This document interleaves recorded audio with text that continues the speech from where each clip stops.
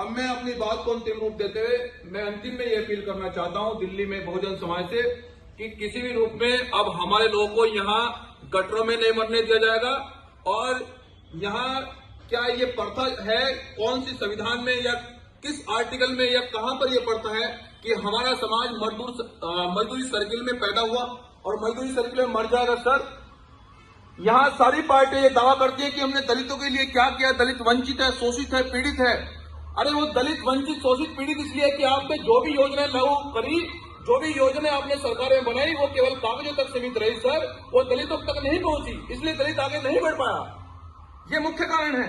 किसका बेवकूफ बनाना चाहते हैं आप। इसलिए मैं बहुजन समाज से मैं विशेषकर ये अपील करना चाहता हूं, ये कहना चाहता हूं कि अगर आप अपने पूर्ण रूप से अधिकार लेना चाहते हो, अगर पूर्ण रूप से आप संविधान को लागू कराना चाहते हो, तो ऐसे चोरों से, ऐसे बहरूपियों से कि जो 10 साल में 94 लोग हमारे गटर में दम घुटने से मर गए, एक व्यक्ति को न्याय तक नहीं मिला, किसी को मुआवजा तक नहीं मिला, और बाबा साहब डॉक्टर अम्बेडकर और शहीद भगत सिंह जी की फोटो लगाकर ये जनता का मूल बना रहे हैं। जनता मूल बनने वाली नहीं है।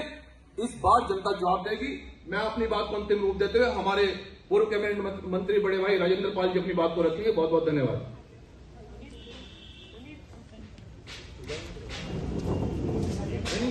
इधर कर दो। अच्छा, ओके, आइए।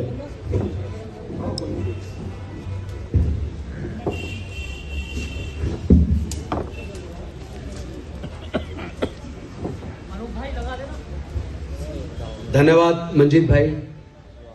सबसे पहले तो मैं आप सभी साथियों का, सभी पत्रकार बंधुओं का स्वागत करता हूं। साथियों, जैसा अभी मंजीत भाई जी ने बताया, चूंकि मैं सरकार में, इसी सरकार में 2015 से और 2020 तक की सरकार में भी 2.5 साल मंत्री रहा, और 2020 के बाद जो सरकार फिर से चुनी उसमें भी मैं 3 साल के करीब मंत्री रहा। तो जो अंदर सरकार के द्वारा बेचा जाता है उसकी सच्चाई उससे कहीं परे है। आप लोग ये कह सकते हैं कि आप भी तो मंत्री थे, अब आप वहां से छोड़ के आ गए तो बोल रहे हैं। तो मैं बता दूं, जब मैं मंत्री था तब भी बतौर मंत्री विधानसभा में मैंने इन मुद्दों को उठाया जो मैं आपको बताने वाला हूं।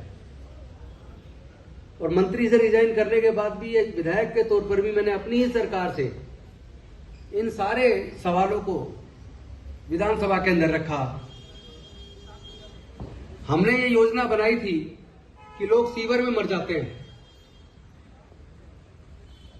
हम एक तरफ मंगलयान भेज रहे हैं, चंद्रयान भेज रहे हैं, लेकिन लोग इंसान के मन में उतर रहा है, अपनी जान गंवा रहा है। उसको हमने रोक लगाई और 200 मशीनें हम लेकर आए। सीवर में उतरने पे पूरा बैन लगाया, और उससे पहले 304A में मुकदमा दर्ज होता था अगर कोई सीवर में मर जाता था। तो हमने कहा जब इसमें ठेकेदार को और इंजीनियर को जानकारी गैस बनती है जिससे आदमी की जान